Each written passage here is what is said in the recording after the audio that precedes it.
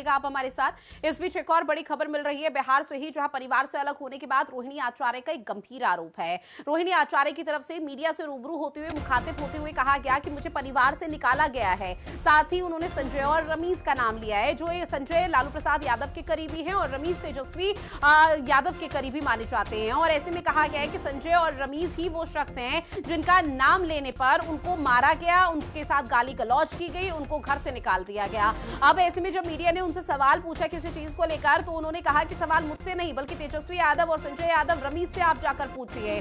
और ऐसे में उन्होंने इस चीज का एक बार फिर से दावा किया है कि मेरा परिवार से कोई ताल्लुकात नहीं है। तो ये बिहार की राजनीति में बहुत बड़ी हलचल हुई है, जहां एक तरफ आरजेडी करारी हार का सामना विधानसभा चुनाव में करना पड़ा और उसको लेकर जवाब यहां पर रोहिणी आचार्य की तरफ से मांगा जा रहा था, तो उनको सीधा परिवार से बेदखल कर दिया गया है। और रोहिणी आचार्य की तरफ से कहा गया मैं राजनीति भी छोड़ रही हूं, साथ ही परिवार से भी मेरे सारे रिश्ते नाते ताल्लुकात खत्म हैं। अब इस पूरे मसले के बाद से लगातार ये कहा जा रहा है कि पारिवारिक मसला है, लेकिन कुछ लोग अब राजनीतिक स्तर पर यह भी कह रहे हैं कि चार दीवारी के अंदर का अगर मसला होता तो शायद पारिवारिक होता, लेकिन अब ये बड़े स्तर पर इस पर सियासत हो रही है और ये जानने की कोशिश की जा रही है कि आखिर वो जयचंद कौन है, जिसका जिक्र पहले तेज प्रताप यादव कर चुके हैं। अपने ही घर में जयचंद बैठा हुआ है, वहीं अब रोहिणी आचार्य की तरफ से भी जयचंद का जिक्र किया गया। और ऐसे में नजरें हर किसी की टिकी हुई है तेजस्वी यादव को लेकर कि कहीं वो तेजस्वी यादव को तो जयचंद की उस यहाँ पर नाम से संबोधित तो नहीं कर रहे, पर इस पूरे मामले को लेकर कई बड़े और चौंकाने वाले खुलासे होने वाले हैं कि आखिर वो मुख्य वजह क्या रही होगी जिसकी वजह से रोहिणी आचार्य ने अपने परिवार से पूरी तरह से नाता रिश्ता तोड़ दिया।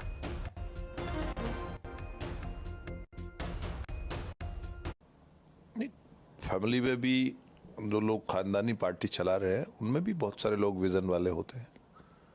ये चलने वाला नहीं है। देश युवाओं के, देश महिलाओं के, देश गरीब के, देश सभी कम्युनिटीज के हाथ में स्टार्टअप स्टैंड अप के जरिए देश के वजीर आजम ने सौंपा है। अब ये देश पीछे नहीं देखेगा, इसलिए अब इनका सौदा, इनके पास सौदा ही नहीं है महागठबंधन के पास। और बिहार की जनता ने, आपने जैसे देखा कि नरेंद्र मोदी जी के हाथ मजबूत किए हैं जो एनडीए की रहनुमाई कर रहे हैं। देखिए, ये पूरा लालू यादव जी के परिवार का आपसी मामला है, लेकिन मैं इतना जरूर अनुरोध करूंगा कि परिवार बिखरना नहीं चाहिए। किसी व्यक्ति के कारण अगर पूरा परिवार बिखर रहा है तो ये उचित नहीं है, और इसको आदरणीय लालू प्रसाद जी को और आदरणीय राबड़ी जी को, इस परिवार को बचाने की आवश्यकता है। और चूंकि ये पारिवारिक मामला है, इस पर बहुत ज्यादा टिप्पणी करना मेरा उचित नहीं है।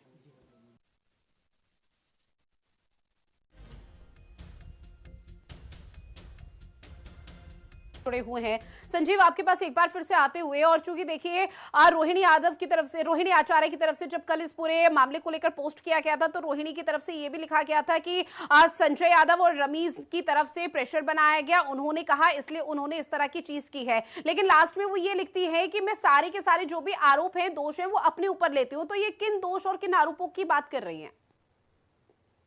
देखिए, सबसे पहले कि रोहिणी आचार्य जो है लालू प्रसाद यादव की सबसे प्रिय बेटी है। और तो आपको याद होगा कि जब अस्वस्थ थे लालू प्रसाद यादव तो बढ़ चढ़कर आगे आई और जो भी करना था कि उसके बाद देखिए लालू परिवार में जिस तरह से तेज प्रताप यादव लालू प्रसाद की पार्टी से बाहर आए और उन्हें खुलकर कहा कि जयचंद की पार्टी है। अब रोहिणी आचार्य ने जिस तरह से एयरपोर्ट पर रोते हुए ये कहा कि अब पार्टी जो है मैं छोड़ रही हूं, मैं परिवार छोड़ रही हूं, और सीधा आरोप लगाया संजय यादव और रमीज पर। तो देखिए, ये आपको समझना होगा, संजय यादव जो है राज्यसभा के सांसद है, लालू प्रसाद यादव ने उन्हें राज्यसभा भेजा, और तेजस्वी के सर्वजन तेजस्वी के हर एक चीज में तो यही कारण था कि रोहिणी आचार्य ने उन्हें चाणक्य बोला कि चाणक्य से जाकर पूछिए। लेकिन हालात ये हैं कि जिस तरह से महागठबंधन की करारी हार और आरजेडी पूरी तरह से बैकफुट, लालू प्रसाद यादव के अगर राजनीतिक इतिहास को देखें तो इस बार का जो प्रदर्शन है सबसे खराब रहा, और आरजेडी के लिए एक कह सकते हैं कि करारी हार थी।